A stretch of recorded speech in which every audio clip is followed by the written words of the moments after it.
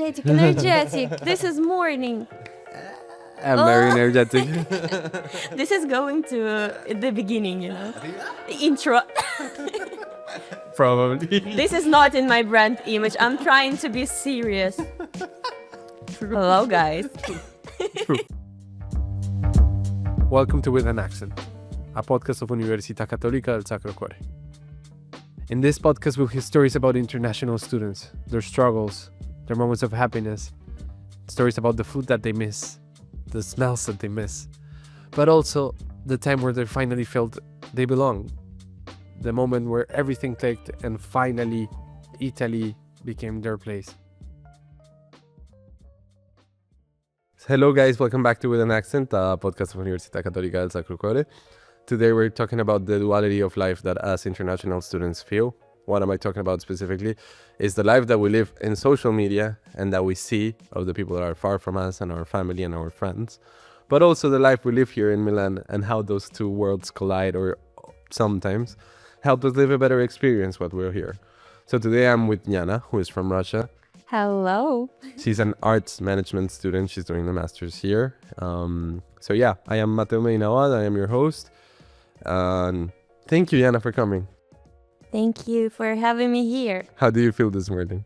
Excited because I've been waiting actually for this for quite a long time.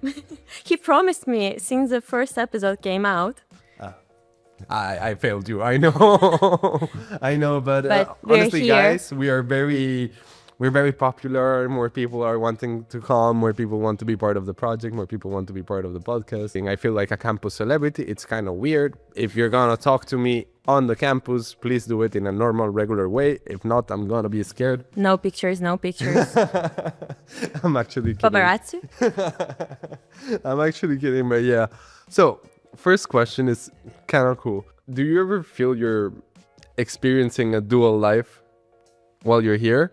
One life on social media and one life while living actually in Milan? This is quite interesting question because since I moved, I felt it really, really strongly, let's say, because you have your life at home that you're watching on like stories from your friends, from people from your previous studies, your family members and so on.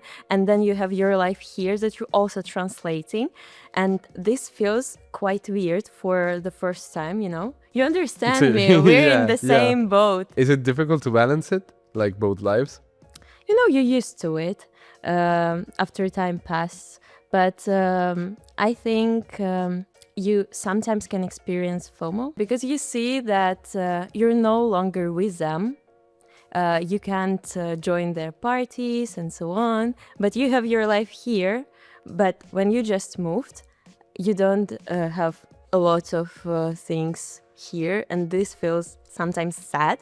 But I guess that is also true. The first months, it's much more harder because you're building something here. And while you're building it, you're seeing life come and pass from far away. But you're also too worried about all your document paper stuff and to settle down, to understand what you will buy in the grocery store. So it's not that bad, Yeah, but I guess something that happens to you in quite the opposite way as it happens to me is that we have a big time difference to with our countries, right? So when I wake up in a morning, like on a Saturday, my friends are out partying. And I see their stories of them out partying. I remember the first weeks here, they were getting together, going to cool places, hanging out with cool stuff. And I was seeing them 9 in the morning. It was 3 a.m. for them. And I was like, this one kind of hurt. How is dealing with that? How is dealing with that idea of staying connected, but also not having that FOMO? It's different. With my experience, it's just 1 or 2 hours time difference with Russia. Depends on the summertime and winter time. But the thing is that I experience is my older sister. She wakes up really early, sometimes when I am still not in bed, And and she starts to send me pictures of her breakfast. She cooks really well, not like me. And I feel FOMO that I can't eat her food that she sends me. The FOMO for food, I've never thought about it. Oh. You've now made I me, will show you pictures of her. but you've now made me like live a whole different thing, because I am now gonna see pictures of my friends of food, and I'm gonna be like, one quick question also is like, how do you deal with that FOMO? With Because that you FOMO? like, you get to live it. Of course, you have FOMO. All of us have FOMO. I think the best remedy here is your new experience, because sometimes you just don't have time to experience this FOMO because you're too open. I was open to new experience, and when I have FOMO for my sister's food, I can just go and take gelato. And how do you do that? Like, so you get FOMO from the food, but you also get FOMO from the experiences that everyone else is living, or not? Well, not really, because for me, the most important factor was the weather. And now in Moscow, it's like -15, -20. And I don't have FOMO at all because I'm quite nice with 18, 17 February here, you know? It's sunny. And I can wear this without scarf and hat and gloves. And I'm just happy to be here. How about you? I do have a lot of FOMO, if I'm honest. Yeah, all the time, because I love I love my people, I love my friends. I wish I could have them here with me, but then when I'm back, I wish I could have a lot of the people that I have here. So it's like a FOMO duality, let's say. But I also get how you sometimes like get to experience lots of stuff that they take out the FOMO away, right? Like you go out of the FOMO and do like New people, new food, new places. But I'd show you a different story. It's a Sunday afternoon. You don't have any plans. It's rainy, pouring down rain, right? And you have friends everywhere, not just in Russia, right? You have friends that are doing different stuff in different places. Everyone is doing. How do you handle the doom scrolling FOMO? I do not. You do not? You know, actually, I have a lot of people who are hidden in my Instagram stories. When I feel FOMO or I feel jealous, I just hide them. So no problems with that. But actually, you said You hide them? Yeah. You're not hidden. Thank God. Don't worry. I watch your stories. Yeah, actually, this topic is quite interesting because you know that you are in contact with them, with your friends, I mean. And because of the digital technologies and all that era we're living in, you can just have a video call. Imagine how it was a long time ago when you just had to write letters or wait, I don't know, a couple of hours in the queue to have a phone call. And this is international phone call. Which was quite expensive, yeah, by the way. Exactly. So now we're in our best, I think, experiencing this. I find something interesting about that is that I also love it, but at the same time, I do the phone call. I'm happy to get the phone call. I'm with my friends that time. I hang out and I wish I was just like, he was just there. Like, we just go get the beer. So it's like a mixed feeling. Of course, you get to be closer to the people that you like are around you, and you sort of live life with them, but you're also looking at them from afar. Or what do you think? Yeah.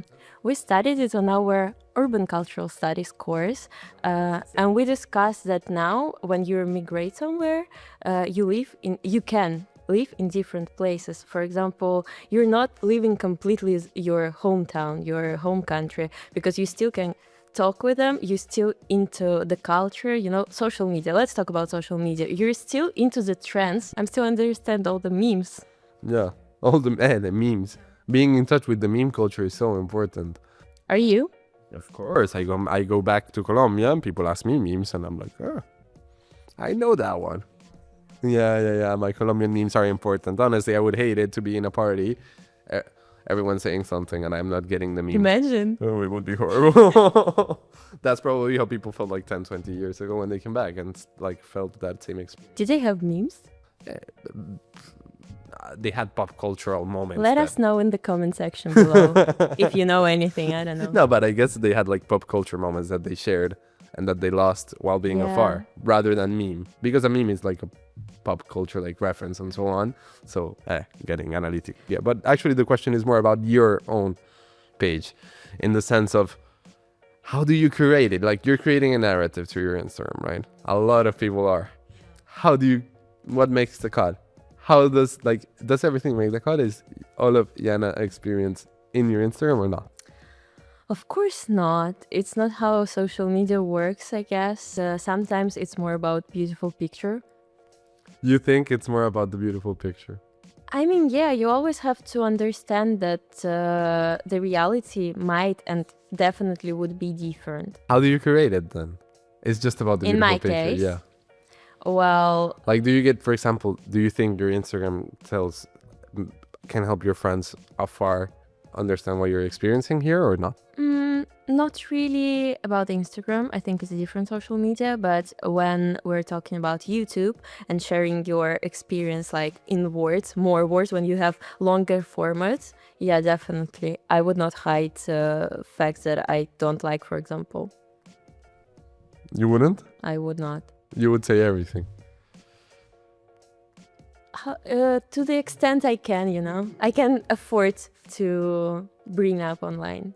So, in that sense, do you think Experience Italy on its own has changed the way you create your own social media and the way you experience your own social media then? Well, in my social media, I prefer to have my brand image that is quite curated, as you said. And of course, I am posting like the character, not like Yana, okay? Okay. So in this sense, yes. Okay. But I'm not hiding anything. So, do you think there's often pressure to show you're living an idyllic life, an idyllic persona in Italy?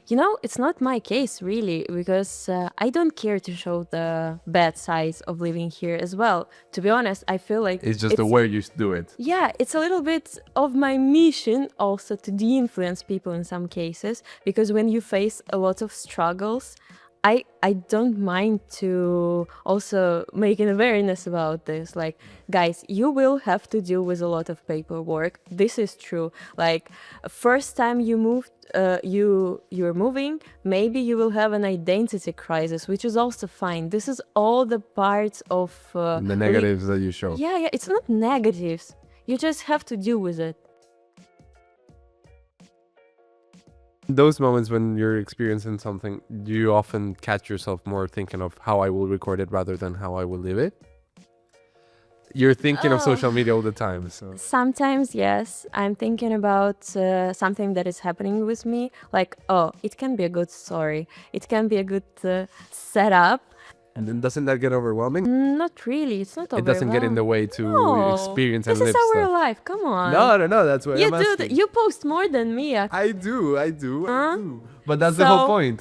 That's exactly what I mean. I don't. Do you feel overwhelmed? Not at all. But I don't So? curate what I post. I see something I like, I take a picture, but it's not like a... I do curate. Exactly. That's I what I'm am crazy about it. I was in Venice in summer, and I wanted to post something from the floor. Like, my book fell from the shelf, and I wanted to take a picture of my book on the floor. And I was sitting for like half an hour cleaning the floor because I didn't Around want the people. book. Yeah, because I didn't want my followers to see the dust on the floor. So what we're talking about, bro? Come on. But also that is interesting in the sense that you're selling a more together persona rather than the actual Iana, right? So that gets me to another second part, more on the video calling and the idea of fitting close. You've had to experience a lot life on a screen now from the people that are far. All your bachelor friends are in Russia working, your family is back in Russia. Has that affected that sense of closeness? Like, have you felt it's less close? Have you felt it's the same? How do you deal also with communications and with dealing with family from far? This is a sad question, and we can talk a lot about it because, of course, time passed and you're far and far from the life there. I talked with a woman who lives here for like 10 years, and she told me, like, girl, if you're choosing this path, you have to admit that you can't be there all the time. And if you work, for example, now when we study, we're quite flexible. So we can go there for like a month in summer, but when you're working, you can't just do it easily. So the more you have life here, the less you experience it there. And this is a sad part because I have my nephews and my nieces that I love a lot. And this is the worst part of immigration for me, that every time I come home, I see them getting older, not like growing up, and I see like, what is this girl? A couple of days ago, I had a call with my sister, and my nephew on the background said something. I was like, no way, who's this man? I don't know The voice him. changed already? Yes. Okay. You know this? When he's they getting grow up. Yeah, he gets the... yeah. He's a teenager now. I left him when he was a kid. And this is the worst part. So, oh my God, you got dark and deeper. Because to me, it's always like this fake closeness. Because while you're in the phone, on the call, let's say I have a new thing that I'm trying to do with my parents or with my girlfriend back Dancing? home. No, it's parallel playing. It's like kids. When there's two kids at the same time just playing different stuff. Let's say one kid is playing, like, I don't know, he's doing the puzzle, and the other one is just, I don't know. Doing the puzzle. No, let's say I'm doing the puzzle and the person on the phone is doing, I don't know, playing with a remote control car. Yeah.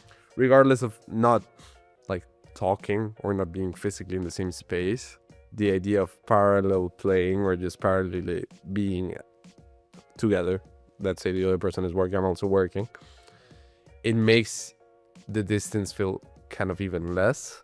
Because regardless of you not talking, you're not talking, because for whatever reason that I don't understand and I don't really like it, when you're in a video call, it's always about feelings. Mm-hmm. Or not about feelings, but it's like as you're catching up on all the time that you don't have left, it's probably I was sad this day, I was happy the other day. It's all about like that sort of stuff. But I found like a place to rest and be happy in the parallel play. We're not really talking, we're sort of talking, so how do they go? But you sort of have that sense of closeness. How do you feel close to the people back home? I know it's hard when you go back and you see what's happened. Yeah. How do you feel close to the people back home using, I don't know, the phone? Chatting. You know, when you constantly update your closest friends what's happening, like you're, whatever, again, in the store and you're just like, oh, I got this gelato today. Just random stuff, not something serious.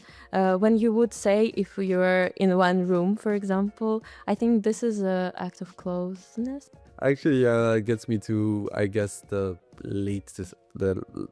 basically the final reflection or like the ending on the whole like episode, which is how much would your experience change without social media here? Instagram disappears, TikTok disappears, there's no place to follow what your friends are doing, there's no place to show curated Iana. Okay. How would the experience change? I think we can definitely survive without social media, besides the question of earnings and so on. Like, I earn from it, so there is also a money question. But if just sharing your experience, we can definitely survive, and we would experience more in the moment. We would not think about how to take a better picture of this pasta, and then when you're trying to take the picture, it's getting colder and colder, so you eat the cold pasta but with a great Instagram story. In the podcast, we always ask people to talk in their own accents, and that you talk to from before coming here. Why would you tell to yourself in Russian? You've experienced already a lot. You've been here. You're almost finishing your master's. Before moving here, what would you tell to yourself? Oh, girl, be ready. Be patient. Everything will be in Russian, good. Though. In Russian? Yeah, you get to talk to yourself in Russian. Oh my God, I have to switch languages in my head. I would say in Russian. Я бы сказала, ничего не бойся. Все будет хорошо. Все не так страшно, возможно, как ты думаешь. И тебя ждут прекрасные воспоминания, прекрасные люди, которые любят тебя. Так что все будет гораздо, гораздо лучше. Главное перетерпеть первое время. Это так всегда работает. And with that, guys, and with that note, thank you, and we will see you next time. Ciao. Like Iana was saying, don't be afraid. It will all be okay. and it's probably not as scary as you think. And honestly, we have our social media, we have our Instagram, we have our phone, we have a way to stay connected to home while being far away, and we're very lucky. Thank you guys. You've been listening to With an Accent, a podcast of Università Cattolica del Sacro Cuore. Thank you to Istituto Toniolo for always letting us use their beautiful space to do the recordings of the podcast, and we hope to see you next time, guys. Ciao. Hasta luego.